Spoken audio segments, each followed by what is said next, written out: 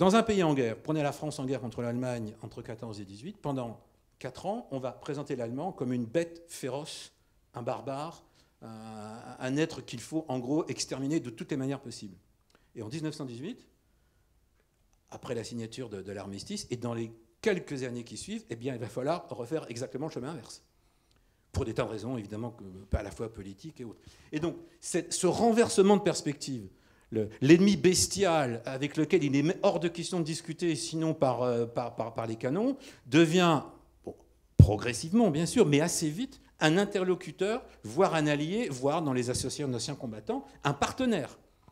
Mais comment se fait dans les esprits ce passage? Comment quelqu'un, dans l'imaginaire collectif, a été présenté comme un ennemi féroce, à exterminer, va-t-il, quelques années après la fin de la guerre, devenir quelqu'un, au contraire, avec lequel on va projeter un futur de paix? Enfin, c'est ça la démobilisation des esprits.